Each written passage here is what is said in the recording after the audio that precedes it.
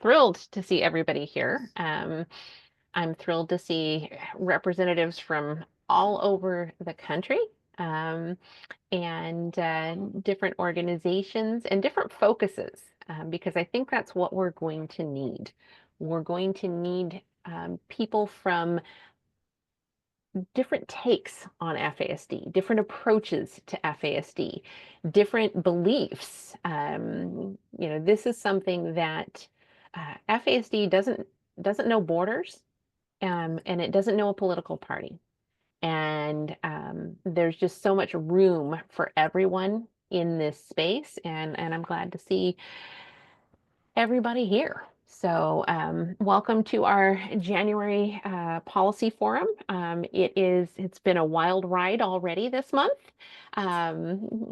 It's January and it feels like a year, but I think we've got some really hopeful things on the horizon. And that's what I want to frame this with. I want to frame in hope. We are all here for a common cause. We are all here for a common good. And there's some really hopeful things that are happening. And so I just want to give thanks to each person that took time out of their day to be here. And hopefully we will make it worth your while. So I'm joined here by my colleague Chris Melfi, who has done a great job in putting everything together today. Our outgoing board chair and lifelong FASD champion, Susan Shepard Carlson, who runs our policy committee, and then some other members of our team, Tom Donaldson, I see, Sarah Brown, I see, and then members of our affiliate network. So thank you again for joining us today. So Tom, I don't know if you want to give a little bit of an organizational update just before we get going. Well, Jen, thank you.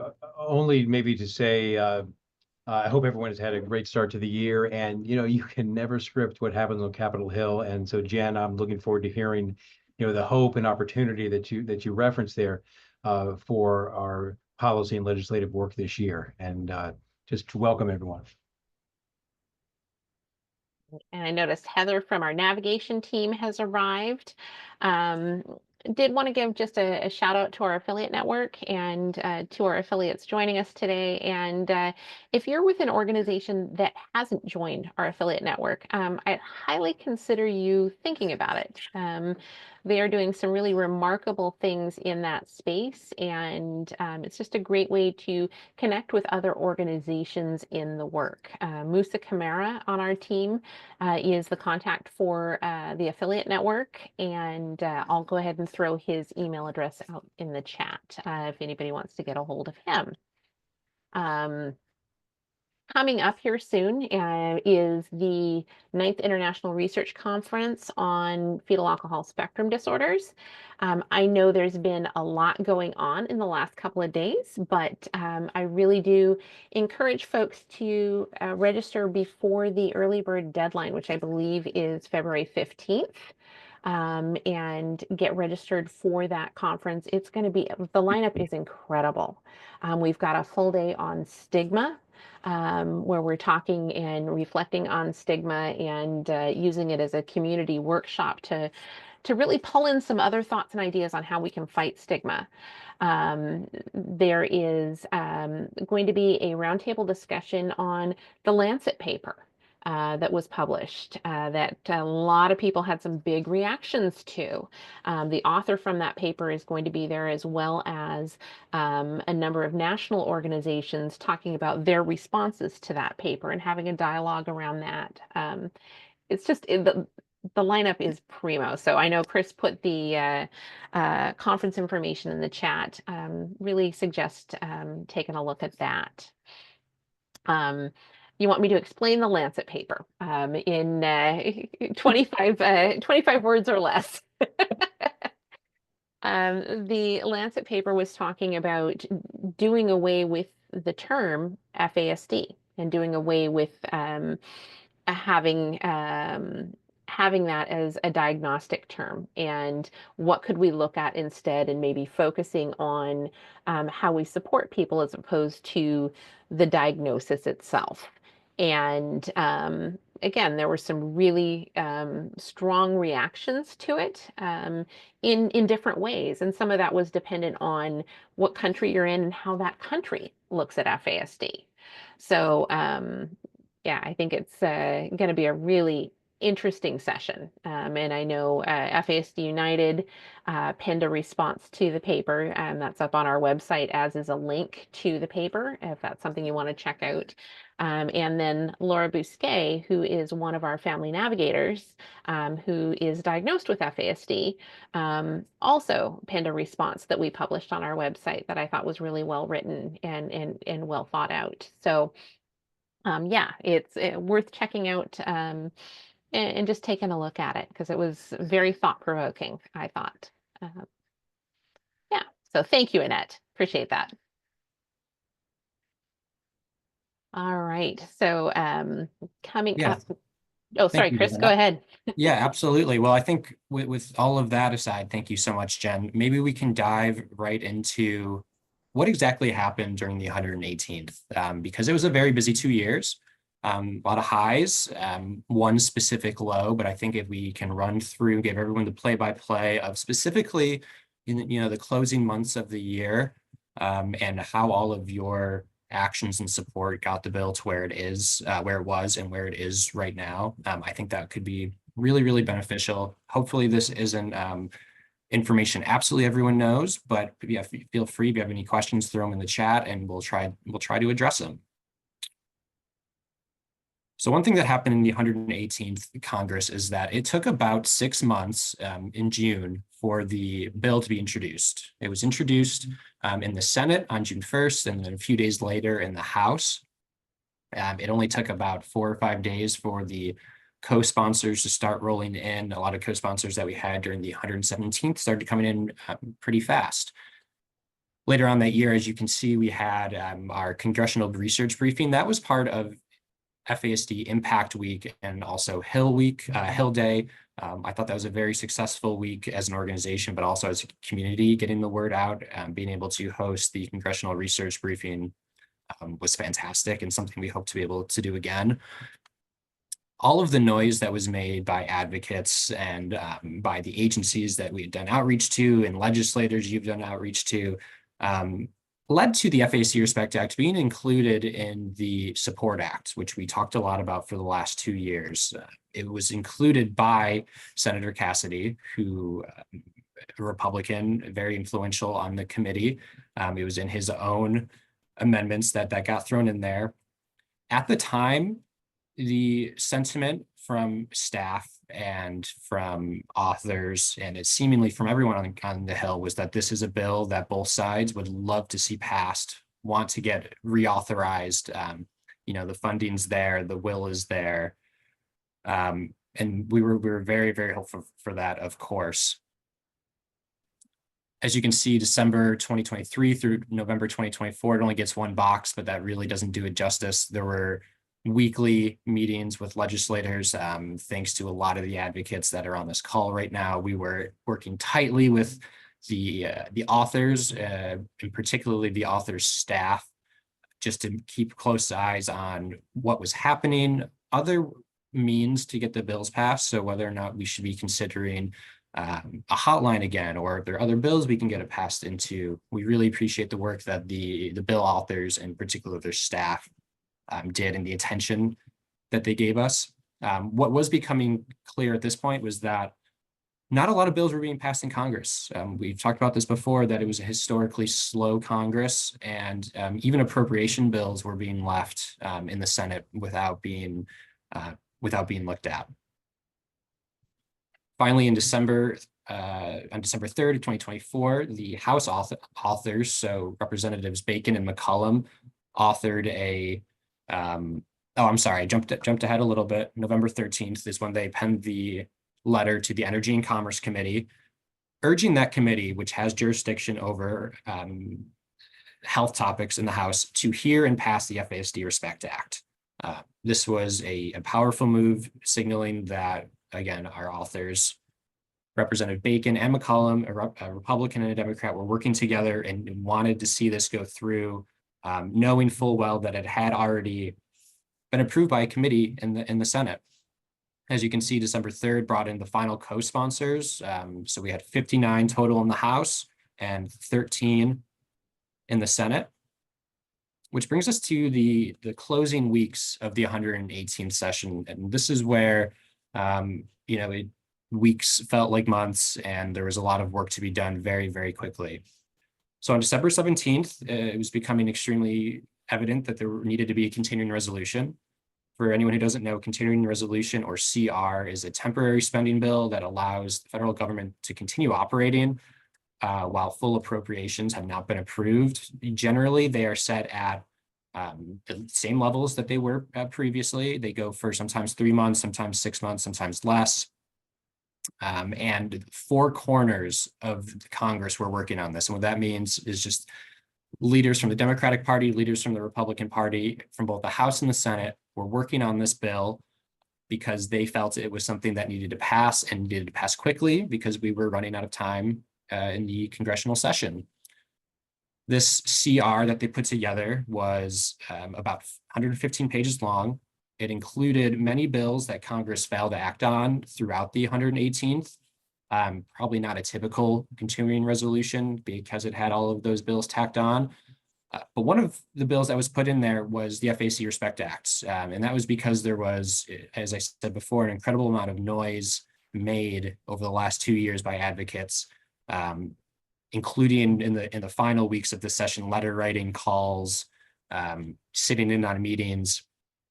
But I believe, and Jen and Susan, please let me know if I'm wrong, speaking out of turn here, but I believe Senators Klobuchar and Murkowski really, used their clout to make sure we were in here. They want this bill passed. They believe in this bill. They believe in the community. And we really saw it as a community that day when they made sure it got into that continuing resolution, which they were told by, both sides of the aisle, this is what we're putting out there to pass.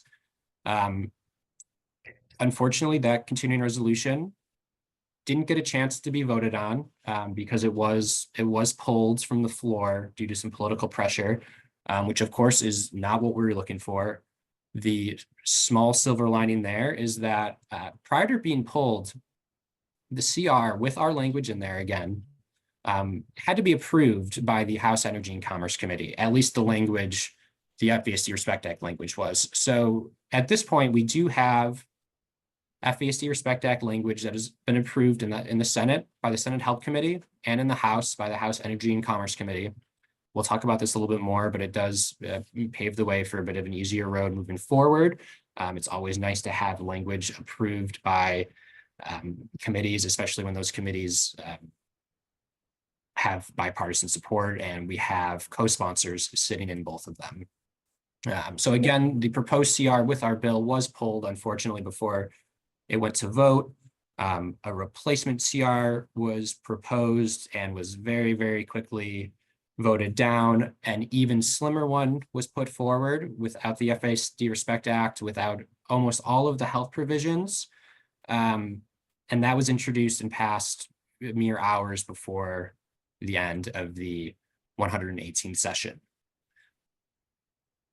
Chris, I just want to say, for the benefit of the advocates, that you really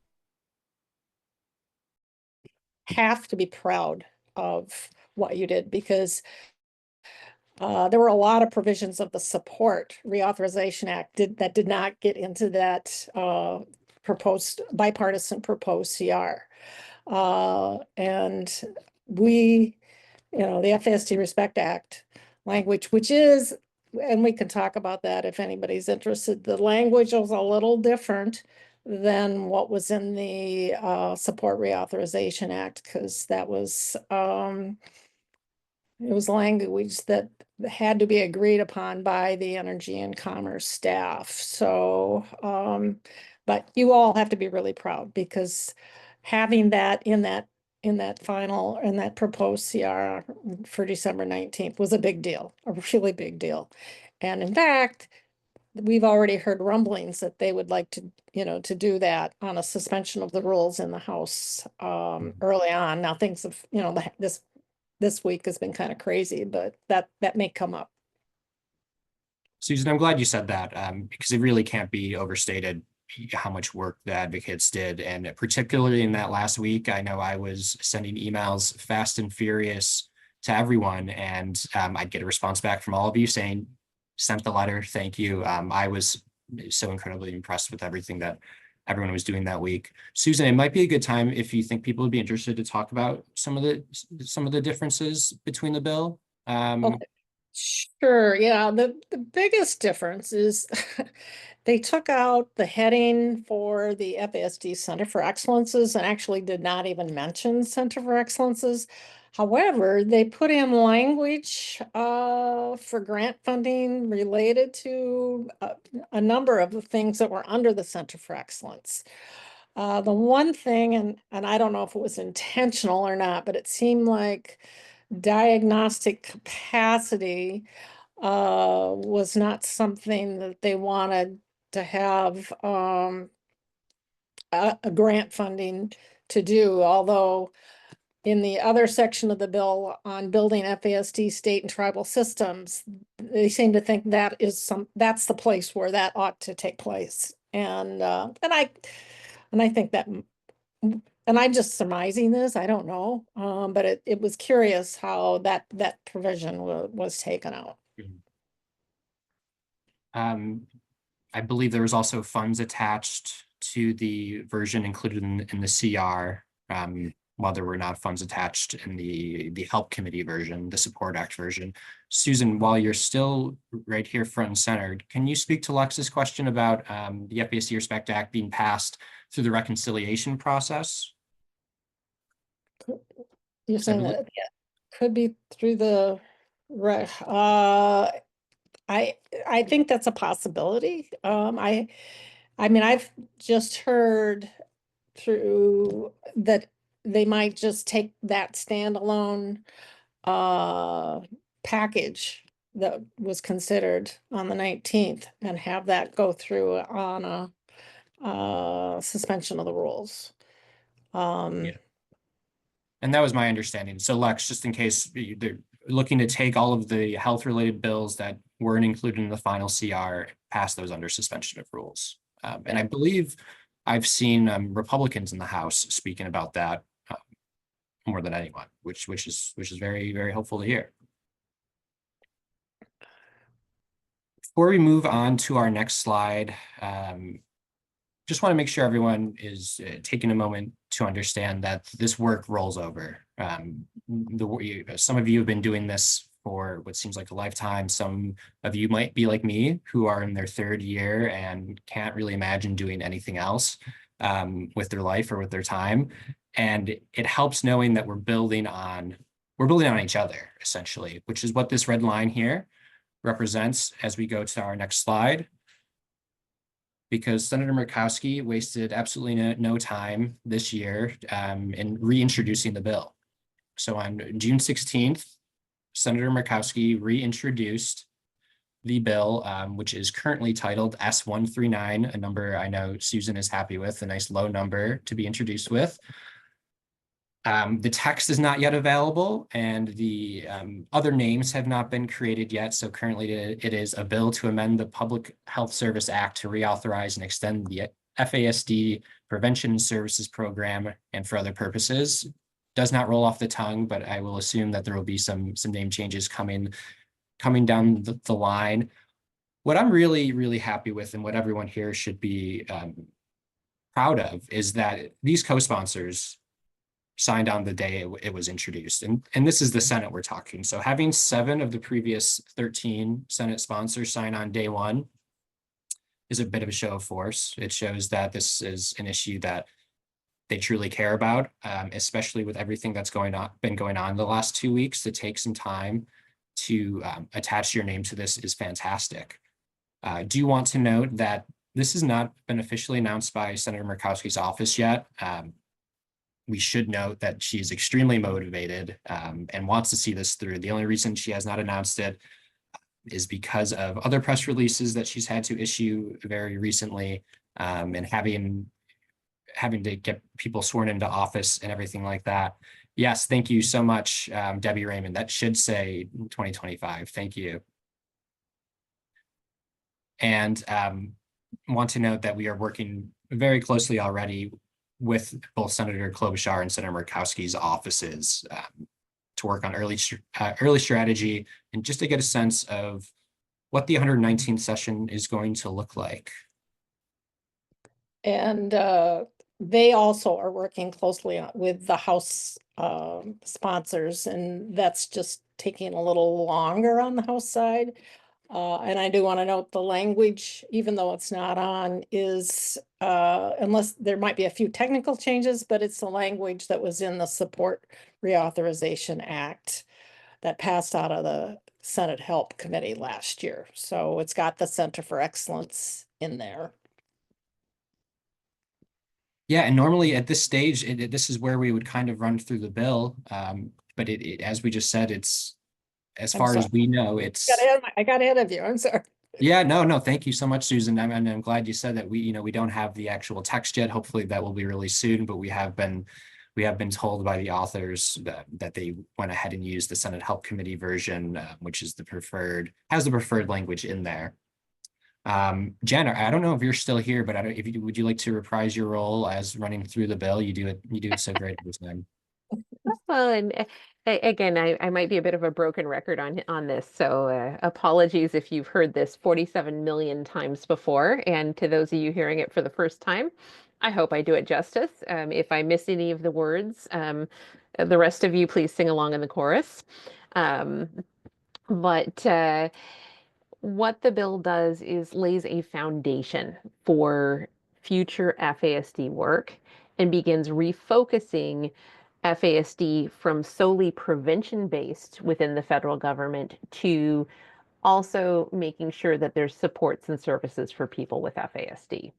Um, it gives funding to the states or authorizes funding to be sent to the states to begin looking at how FASD is handled in their state and how gives funding for programs within the states to address things around FASD through the building state and tribal systems. It also reauthorizes the Center for Excellence and helps to bring that back because I know that was something that was really helpful to the community when it was active and moving. And you can still see remnants of the work that was done through the Center for Excellence back in the day. So it really is foundational framework for a larger FASD agenda. We need to get some basic pieces put in place so that we can move forward beyond that and really start addressing FASD systemically within our states and nationally. Did I cover it all or did I miss a few bars? I think you got it 100%. We'll have to see once the actual text is presented, but I'm sure that'll still ring true. Thank you so much, Jen. So that brings us to what is actually happening. And it has been a busy month, of course. A lot of you we haven't seen since November, but we are going to focus on some events and some happenings really just from January that are going to that have an influence on the work we're doing, and I think should also be cause for some optimism as well. There currently is a Supreme Court case that is to be heard. The title is AJT versus Aseo area schools, and the meat of this is that it's addressing the standard that students must meet in order to prove discrimination is happening to them in schools. So there have been claims of discrimination under ADA in Section 504 of the Rehabilitation Act. And what essentially is happening in this specific court case is that a Minnesota teenager is a student who can't attend school in the mornings due to seizures she has that are caused by epilepsy. She requires evening instruction, absolutely cannot attend early morning classes. This request was turned down by the school. A circuit court then found that the district did violate IDEA laws, but did not violate ADA American with Disabilities Act, as there was insufficient proof that the school acted in bad faith. So this is heading to the Supreme Court. And what what brings hope from this case is that there's potential that a win for the student would lower the limit of proof, lower the burden of proof that students with disabilities need to show in order to prove that there was discrimination. Essentially, it's going to make it easier for students with disabilities to show that they deserve their accommodations. It's very early days right now. About 10 or so different organizations filed amicus briefs. And we'll be keeping a close eye on this case. The first ADA case of the year, very important. And I just know that this is something that could, depending on which way it goes, have a positive or negative impact on a lot of this community. There's also a call for comment period that is currently going on. Now, this is for the Dietary Guidelines for Americans. They are reviewing the reports on guidelines for alcohol consumptions in America, and they are looking to get public comments. I'm sorry, I'm just going to paste a link to this in the chat so everyone can jump in. Jen, I would love to hear your thoughts on this because I know this is something we're trying to do a little bit more this year. Yeah, so they've asked for comments on the dietary guidelines for alcohol consumption. What we'd like to do is ensure that FASD is brought up in these guidelines. And so what we're asking from advocates, from stakeholders, is to please comment on this and comment however your heart desires, but please mention FASD. So they're not asking for FASD commentary, but this is where we need to ensure that FASD has a seat at the table, right? FASD is linked to this explicitly. And so we need to, in the amount of comments they receive, ensure that that linkage is shown.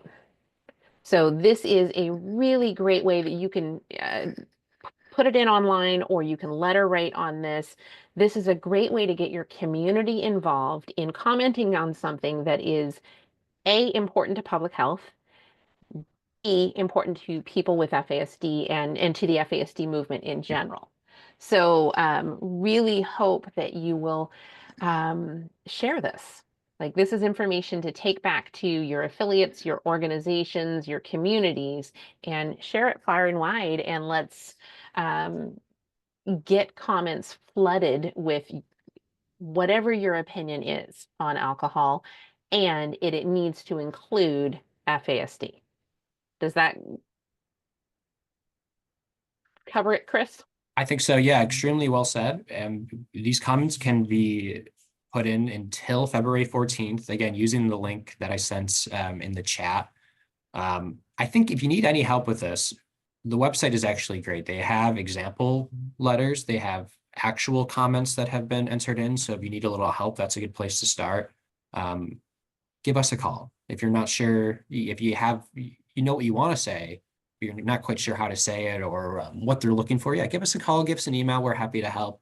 But as Jen said, send it far and wide. I think having people hear about FASD whenever they can, it can only do good for us here. Next on our agenda is, sorry, Jen, were you going to jump in? No, I was moving a kitten away from my headphones. Sorry. Okay. Well, we were going to talk about the current grant freeze that was announced by the OMB, Office of Management and Budget, just yesterday or the night before, but only about 30 or 45 minutes ago, we received news that that has been rescinded. So I don't know how much we really need to get into that, other than it kind of shows that. Chris, I'm reading, this is out of the Washington Post, and it's not a rescission of the federal funding freeze. It is simply a rescission of the OMB memo. So I think that makes it about as clear as mud as far as. Okay, that somehow made it even less clear because that's the third memo on it. So I guess maybe we should go over a little bit of the funding freeze and what that means. So in case anyone isn't aware, there's been a freeze on grants that agencies can release that is going to affect many aspects of federal government and those who rely on federal grants. Based on the language that we have up until this most recent memo, I'd say it seems like we should be good, and FASD affiliates should be good. We don't seem to be part of the groups that they're looking to, you know, hinder at all. But as of now, I mean, Susan, do you want to jump in, because it seems like it's really even more up in the air now than it was? Well, it is, and I'm not, so Trump has done some executive orders specifically targeting certain things. And so though it sounds to me like those are still in effect, and we're not in those. So I think basically what you said was true. They were reacting to the lawsuit that was filed and put a stay on it. And so they didn't want to go through all that. And I think one of the commentators said, you know, they can weigh in on budgetary things because the continuing resolution comes up in March. And they're going to have to, you know, something's going to have to happen with the 2025 budget. I mean, they're still working on that. And that's where a lot of those programs are. So I think they decided, you know, why expend all that time and energy on those programs when it's going to be coming up under the continuing resolution in March, if that makes any sense. A little bit, yeah. So just in case anyone is, you know, really wondering what we're talking about, there was a freeze on federal grants being released that was meant to last until every agency could submit a report on their grants and programs to the OMB by February 10th. They would then be reviewed and then see where it goes from there. So really all of this is to say that it's good to plan ahead. We have to make sure that we're not reactionary in the next 2 years, that we're planning ahead, and we have a goal in mind that we're working towards constantly, regardless of what is going on. That's outside of our control. We can only control what we can control. We can really only use the information that we know, which is what we're going to have to be focusing in on right now. Rachel. Well, and I do want to say that that's where the FASD Respect Act is getting that reauthorization language passed, because that's going to be the next step in looking at programs that are not authorized or currently authorized in Congress. They're going to start looking at those programs that haven't authorized and start eliminating those. So getting this is really important.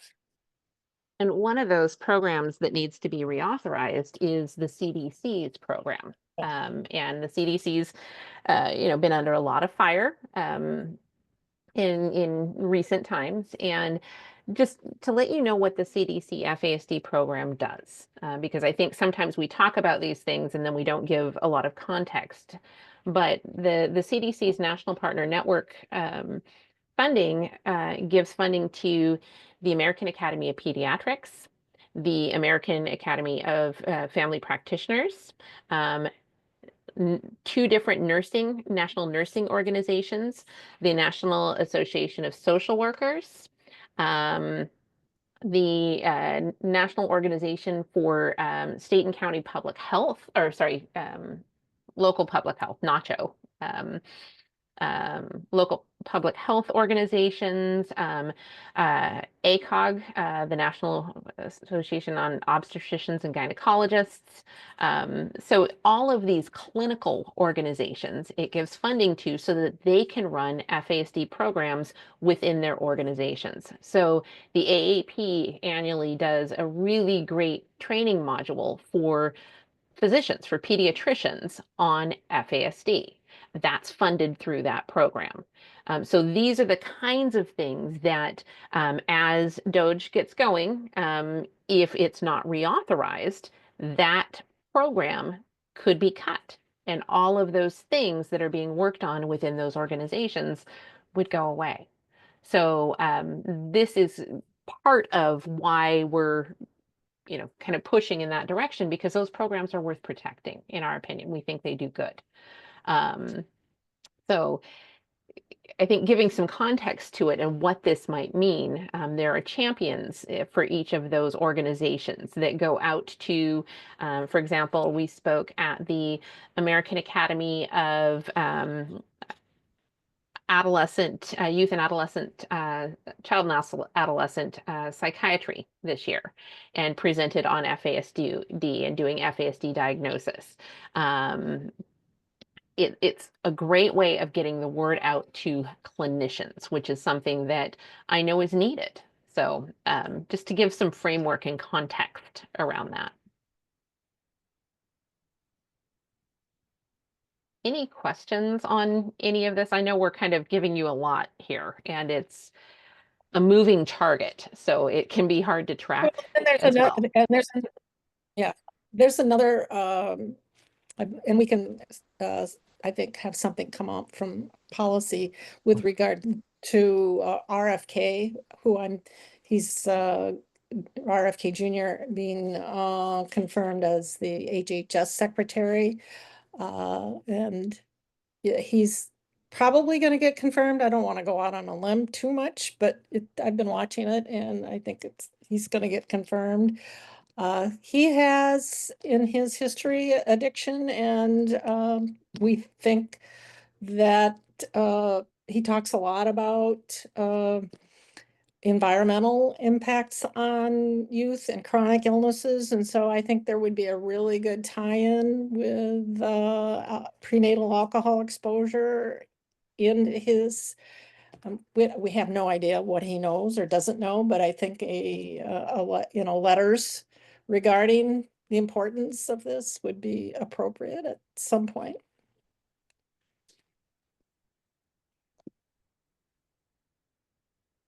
Susan, yeah, thank you for bringing that up. And I just want to jump to Liz's point in the chat. And I think she's totally right. There are a lot of people who are, for all means, very media literate, very intelligent people who just don't have the knowledge that everyone in this group has in order to speak on the social impacts of alcohol use. I know we are planning to put out some content on just this, using our language guide as a starting point for how to talk about these situations and how FASD can be looped in. Liz, anyone else, if anyone else is interested in a larger presentation on that, I'm sure that is something that we could put together. Just a aligning message, how to bring this to a greater audience. But Susan, I'm glad you brought up that point, because there are ways to align with that agenda in terms of chronic illness and everything. Yep. And yes, Michelle, we can put a link to the language guide in the chat. I'll get that right now. Thank you.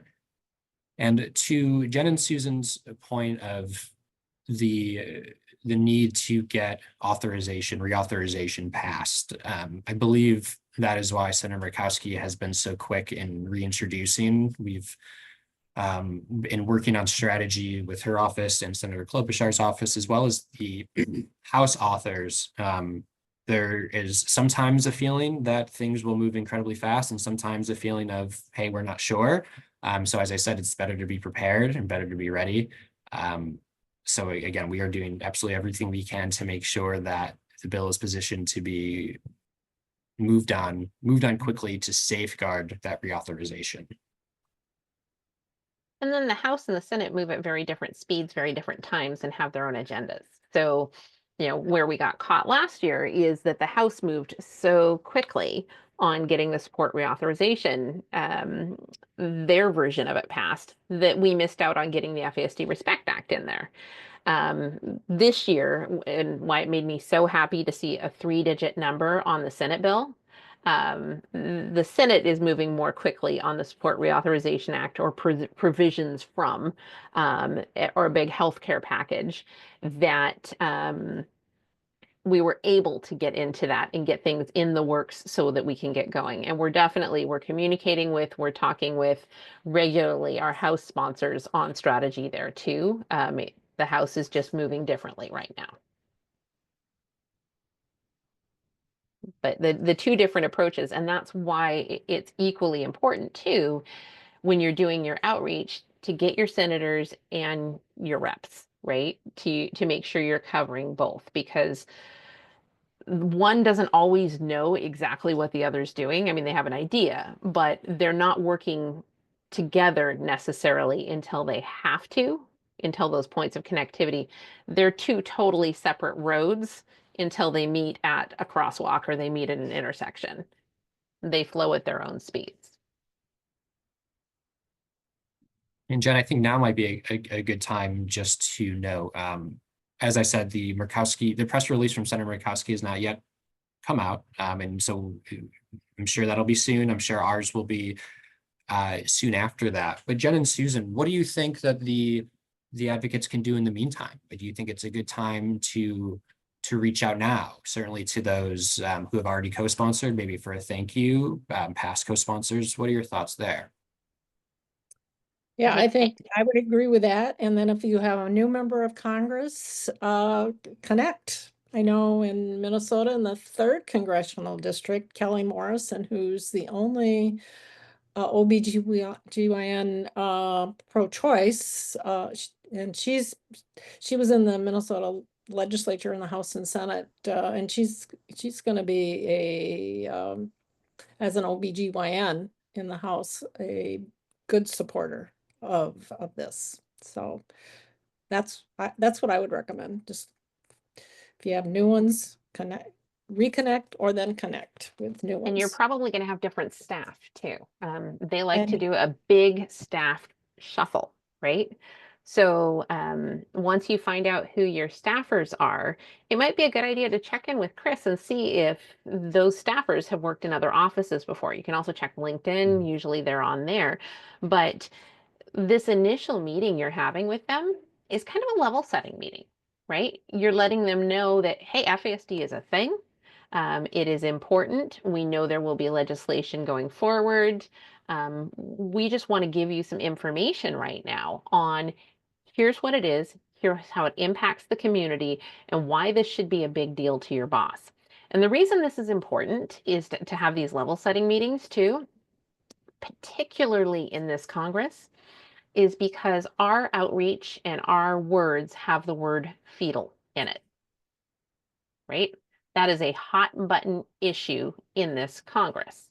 So the more we can get out ahead of the word fetal and have those level setting conversations around, this isn't about reproductive rights. This isn't about abortion. This is about a disability. It just has fetal in the name. This way, when those aides, when those legislative staffers see that bill come through, see any communications from our lead authors, they won't automatically discount it or throw it in a pile of, ooh, that's going to take a lot more thought and read through. They're going to know exactly what it is as long as they see the alcohol after it, right? So those meetings are going to be really key in the here and now. Is just, again, level setting meetings. And this is a great way too, that if you have research institutions in your area that work on FASD, a lot of times the folks that work at big universities are told that they are not allowed to advocate, right? And part of their funding does not allow them to advocate. And I might have Sierra speak a little bit to this too, because I know they're a pro at this.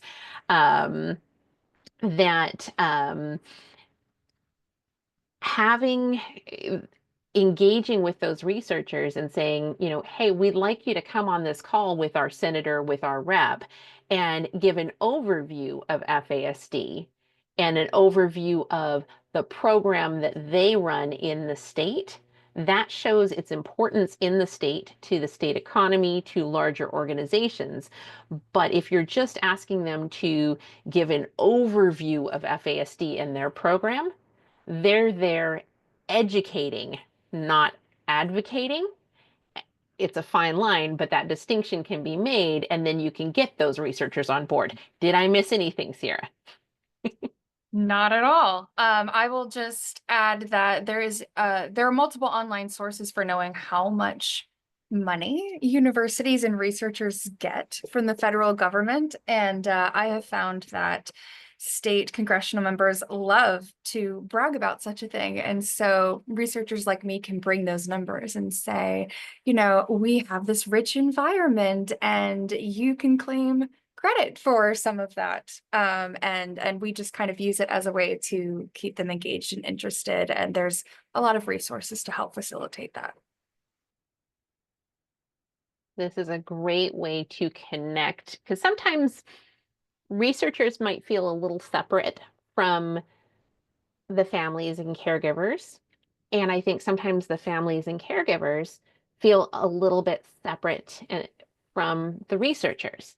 This is a great way for us to be broader in our community approach.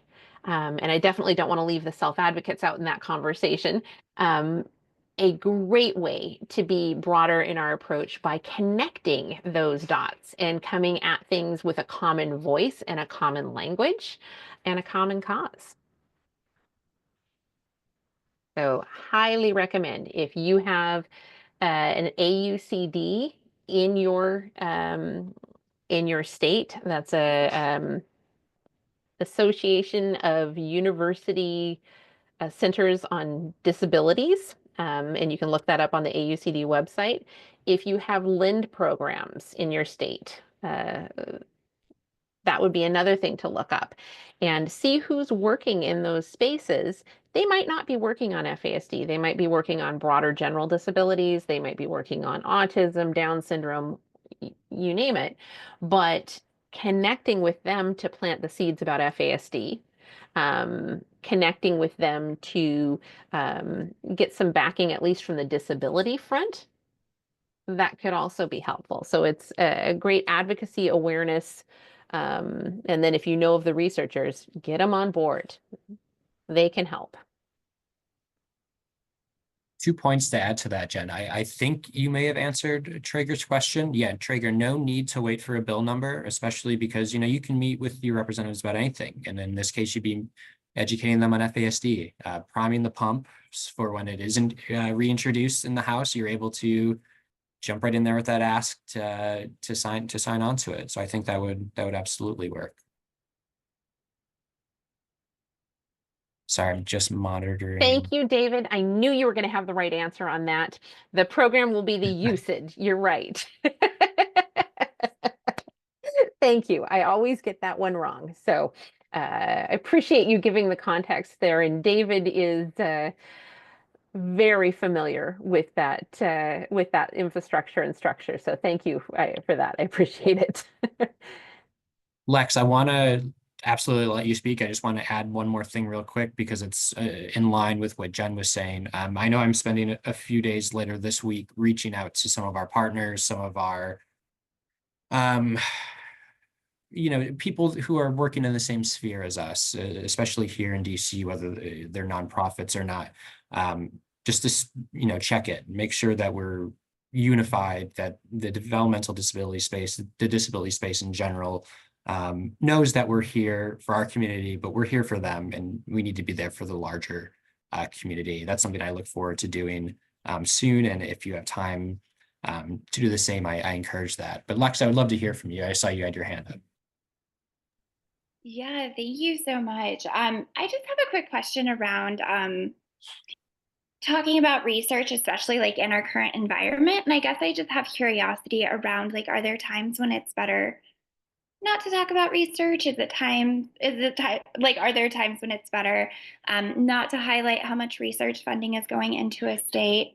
I know that sometimes when we're talking to like a bipartisan audience, sometimes we're a little cautious around talking about research and especially how research might be funded. And so I'm just curious if it feels like within this realm of research that, you know, a bipartisan audience is going to be supportive. Or if we need to be cautious. I'm thinking about, for example, like in our state, we have Representative Boebert, who often has concerns around discussing public health in certain ways and the ways that research backs that. And so was just curious if it really depends on the legislator at this point, or if you're seeing that like it's widely accepted, that research in this area is widely accepted. I think there are a few other people on the call better suited to speak to this than me, but I will throw in that I think it might be legislator by legislator basis for some people.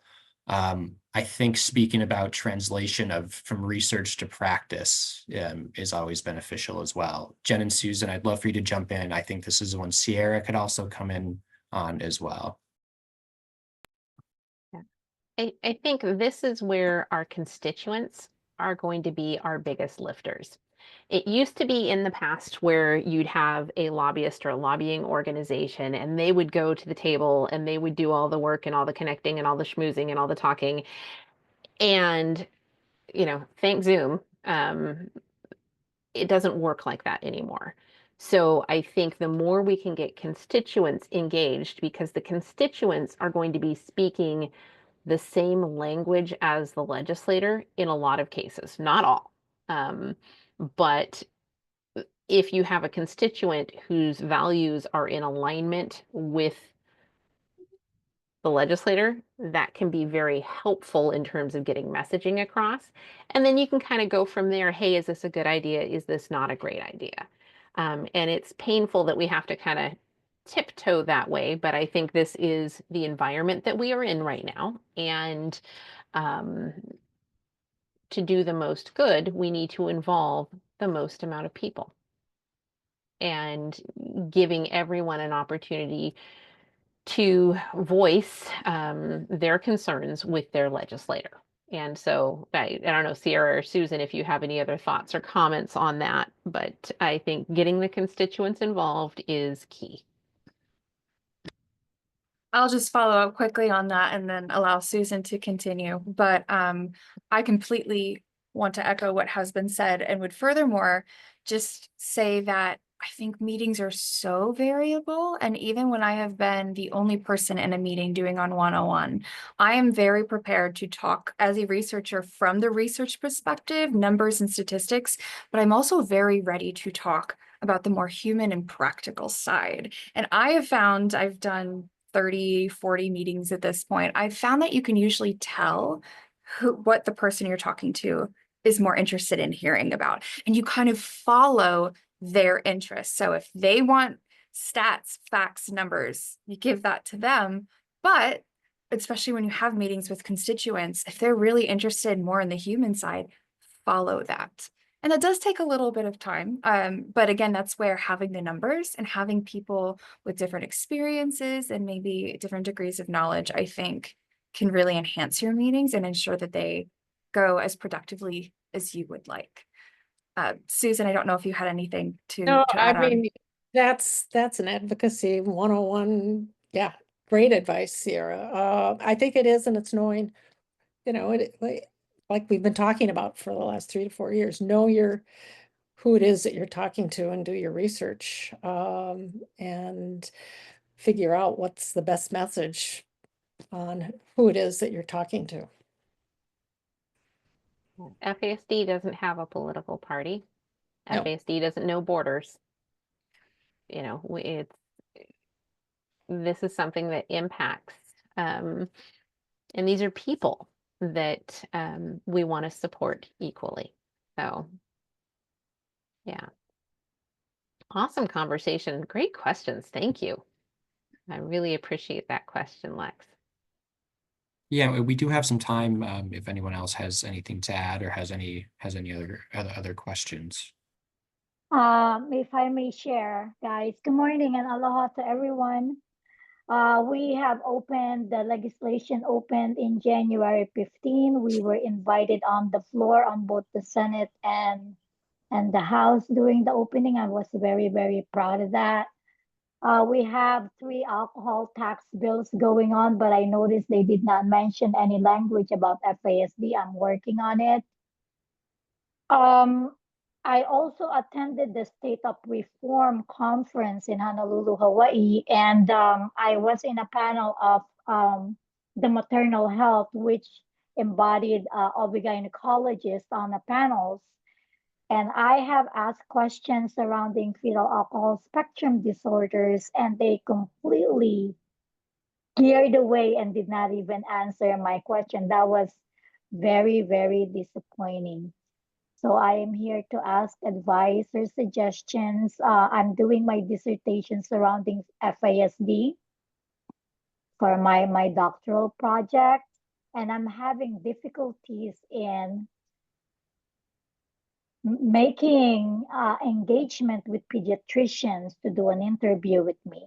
So if you guys have any suggestions to that, thank you.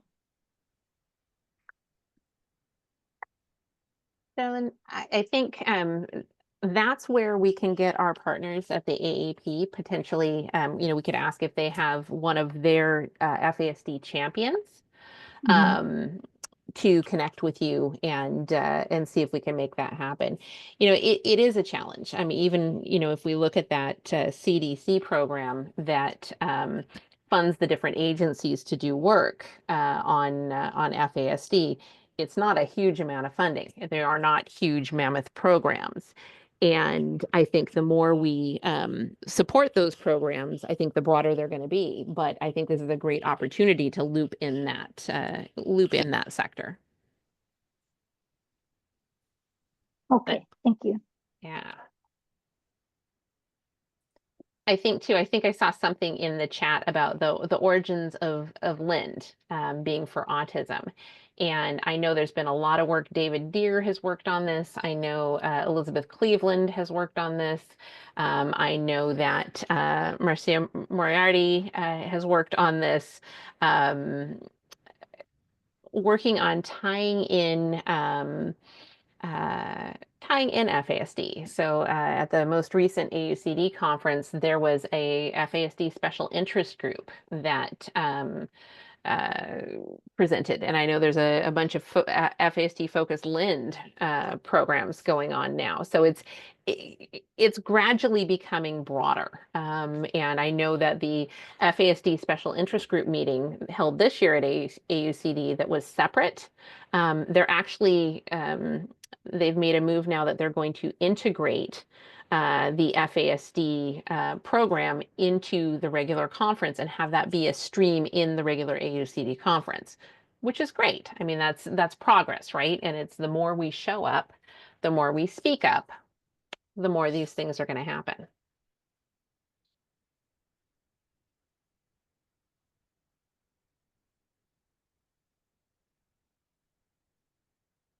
So Chris, I don't know if you want to close it out. Yeah, I don't want to stop the conversation if anyone has anything else to say, but definitely want to leave you just knowing that we're all here and we are, at least I can only speak for the FASD United team, but rededicated with seemingly every day to our mission and to helping this community and more than ever to making sure that this gets passed just to safeguard the rights of this community for years to come, essentially. We hope you also feel and understand that just goes along with the first one. You have support, whether it's us, whether it's your neighbors, whether it's this community at large. There are people who care for you and people who want to help and people who see you for who you are. And this may be the hardest for some of us, but please remain hopeful and take care of yourself and those you love. That's the most important right now, because you can focus on that while FASD United and the rest of us are focused on the other work. And because we know there will be times when we lean on you, just like if you need to lean on us. Please know that we are optimistic, which may seem foolish to some people, but we all believe in the work we're doing and believe that we're doing it well and are looking forward to what this year has.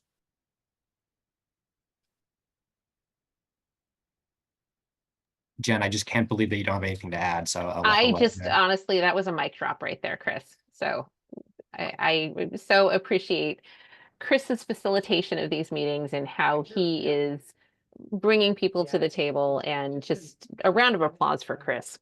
Like, I really appreciate his great work. So, thank you all. And yes, take care of yourselves. Know that we're here to help. We are a community. Let's stick together. We'll see everyone next month. Please feel free to join our weekly Wednesday drop-ins, noon on Wednesdays, noon Eastern on Wednesdays. We will have a link that will be sent out in the email with that. Please feel free to drop in. Rebecca, can I keep you for a second? Thank you. Thanks, everyone. Thank you. Thanks, everybody.